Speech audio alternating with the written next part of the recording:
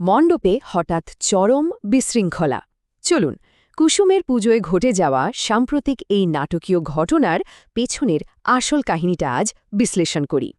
ভাবুন তো, ঢাকে শব্দ আর মন্ত্রোচ্চারণে শান্ত একটা সকাল, ঠিক তখনই ধেয়ে আসছে একেবারে অভাবনীয় এক বিপদ। সব কিন্তু একদম ঠিকঠাকই ছিল। গুরুদেব অত্যন্ত গুরুত্বপূর্ণ একটা কাজের জন্য ভক্তিভরে থাকা কুসুমকে বেদির সামনে ডাকলেন। কিন্তু আড়ালে তো মারাত্মক চক্রান্ত চলছিল। মীনাক্ষী কাকি সুযোগ খুঁজছিলেন সবার সামনে কুসুমকে একেবারে চরম অপমান করার। কুসুম মূর্তির দিকে এগোতেই ঘটল সেই মারাত্মক অঘটন।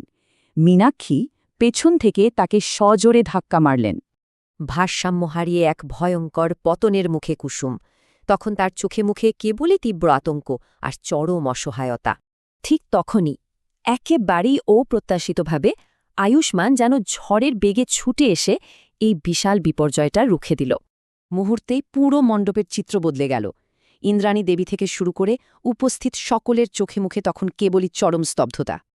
এই অনাকাঙ্ক্ষিত বিঘ্নকে কিন্তু গুরুদেব একদমই ভালো চোখে দেখেননি।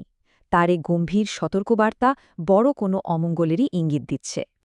এই তীব্র সংঘাতের ফলে তৈরি হল নতুন কিছু সমস্যা।